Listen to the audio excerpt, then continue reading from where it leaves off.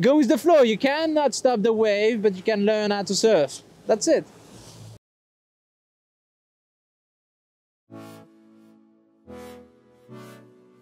Boris on Friday afternoon said, I want a boat ready for the Vendée Globe, and the job list is too big to be ready at the end of March. But the shape of the boat at the end of March has to be really good, even if nothing is all is not finished. We want that what we are start is finished and ready. Is it stressful for you or no? Okay. Thanks a lot. Have a nice week.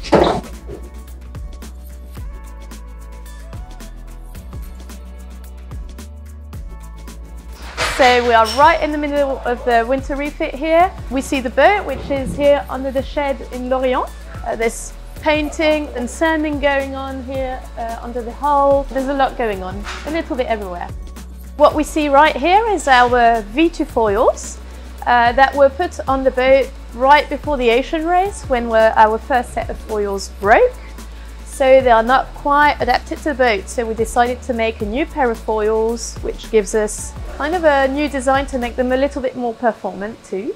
We are almost finished. We're going to get the first new foil next week, and then the second new foil will be following 2 or 3 weeks later, which will be very close to the end of our winter refit, so it's going to be a very tight schedule to fit them inside the boat before the boat goes sailing, but we're quite confident with the planning.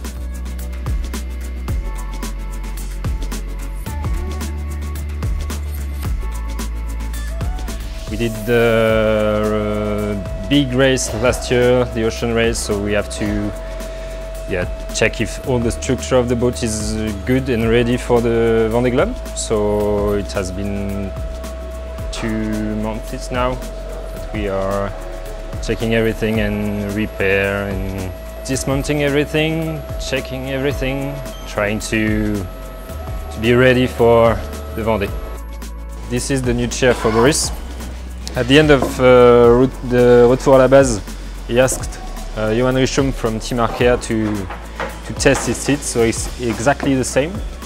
And he wants the same concept in the cockpit, to be closer of the winches and the rope, because when the weather forecast is really tough outside, you can sleep in this chair in the cockpit and directly jump on the winches to release a rope, or to be really ready. And in case there is an issue, you can't sleep at the back, and you need to not waste your time at sea when you're alone. Basically, it's you can see here, I'm doing exactly the same on the mold. So you need to put some layer of carbon first, after you have some piece of foam, reinforcements, and a big foam all around, and you demold it, hop, it's like this. And will it be comfortable? I think so.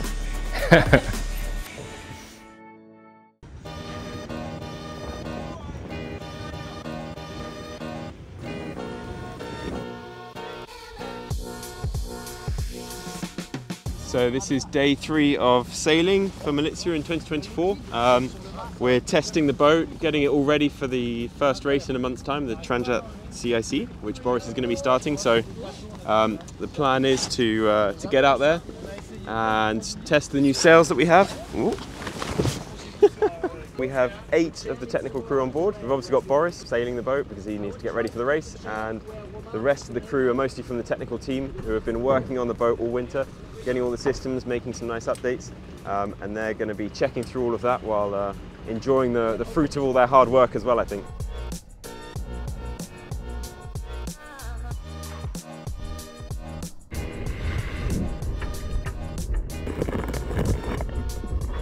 Think to try the J2? Yeah. I think we should try, because the wind is dropping. Already I think it's too light, but...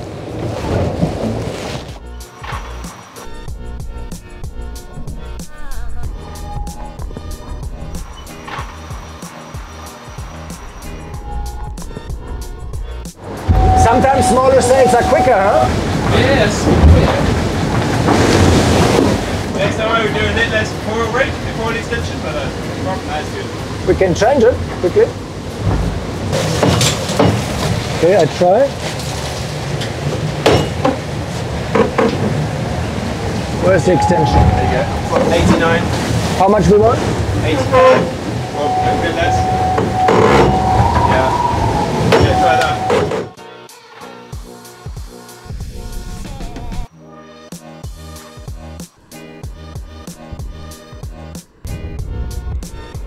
Well, surprisingly on these boats there's always some fixing necessary. More than you think. So many details, and but nothing really worrying at the moment. And tomorrow we stay on the dock, we fiddle around with the boat, and then on Friday, maybe even tomorrow afternoon, and then on Friday another sail, and on the weekend as well. So we do these little test sails to put up new things that we have changed and try settings and make sure everything works in the different conditions. A good thing early in the year it's quite windy and it's interesting to test sail.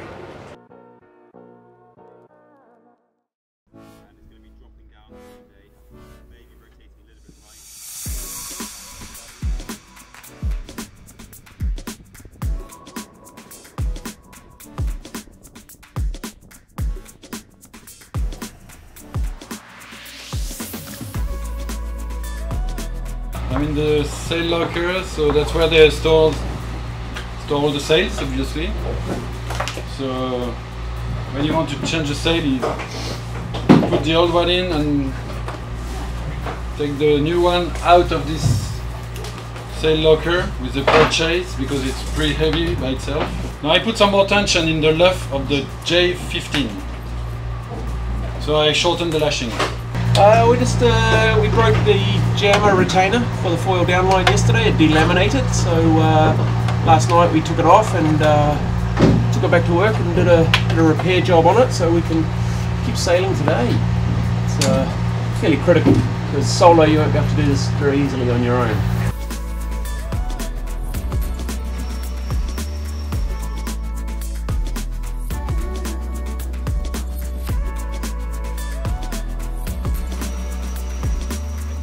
We're just testing in these reach conditions. We've got the J15 at the moment, and we had to get the boat set up. It takes about 10 or 15 minutes to hoist the sail, unfurl it, deploy the foils, and now we're set up and going, and yeah, it feels good to be going again like this. Yeah, it's always puts a smile on my face, I think, to be sailing like this.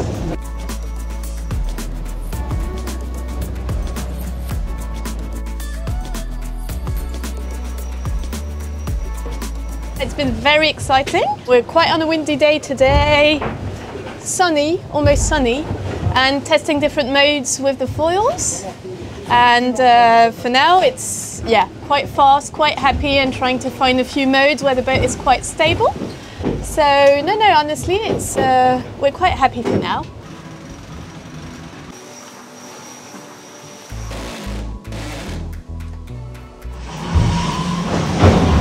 Going so nicely. I saw like 35.5. 35.5. Oh, yeah? I saw 34.8.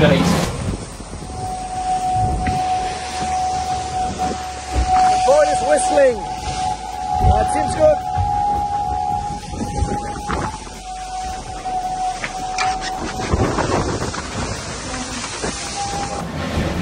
We need to solve the noise thing though again. Yeah. Because when it was like 26 knots, I was like, oh, this is full on. And then you're like, but we did 26 knots for 24 hours. Yeah. Like, and it was like nothing. Yeah. Obviously, you've got to get used to it again. But then the noise is such The noise makes you feel it like makes you feel less, like you're more like, You're tense on your nerves. yeah. Like it's really a performance factor. We have enough other things to stress about than the noise.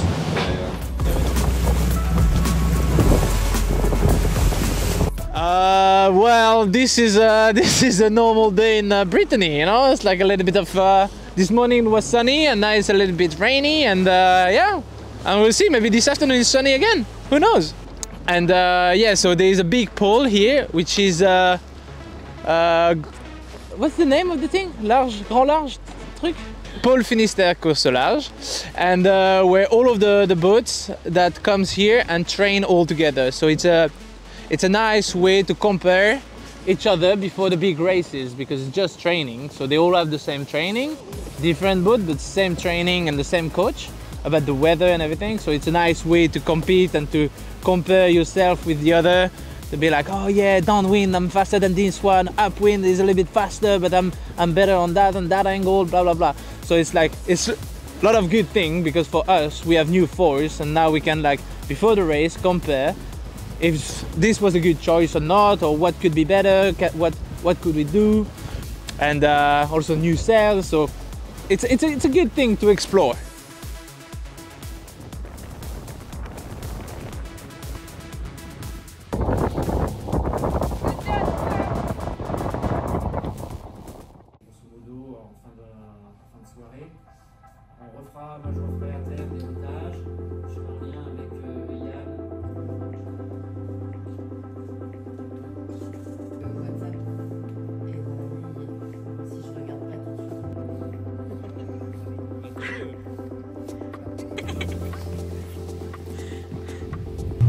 Lilli, tu es le star aujourd'hui. Ouais.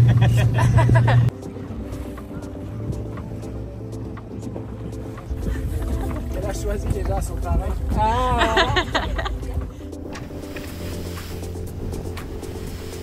The Pôle Finistère is a training camp that exists since 25 years in Port-la-Forêt.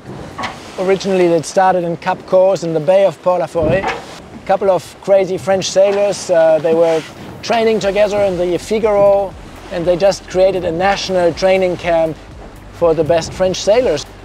Yeah, luckily we are invited, as being a non-French team, we're invited to participate in the IMOCA training since 2018, and prepare the Route du Rhum and the Vendée Globe and all the other races in a collective spirit with a couple of others. Today we are 13 boats, or 14. And doing a race over 24 hours, and then we do some debriefings where we speak about the comparison. So that's very interesting to prepare these races. It's a nice light wind day. It's not saying much about the Vendée Globe reality. It's a great pleasure to be out racing, really, and we will probably learn a bit more through the night when we do speed tests downwind and things like that.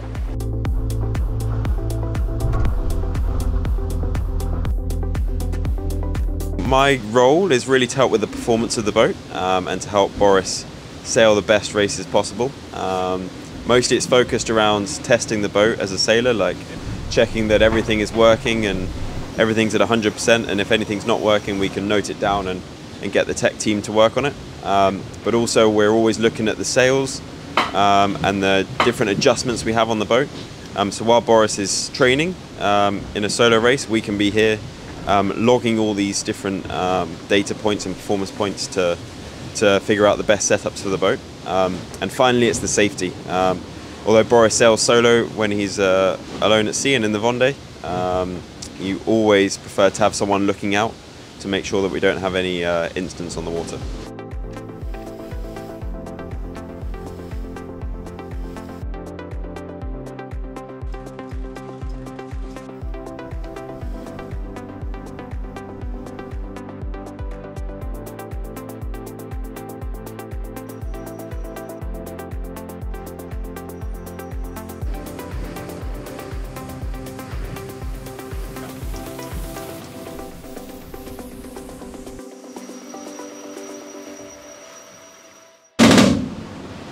A good race, even though there's no results in the race. The pole has this thing of being like, there's no results in the race. You're not allowed to communicate your positions. Yeah, well done. Yeah, good. Well sailed. Well done. Nice work. Nice work. Right, I send the track. Yeah, it's always useful to train, I think.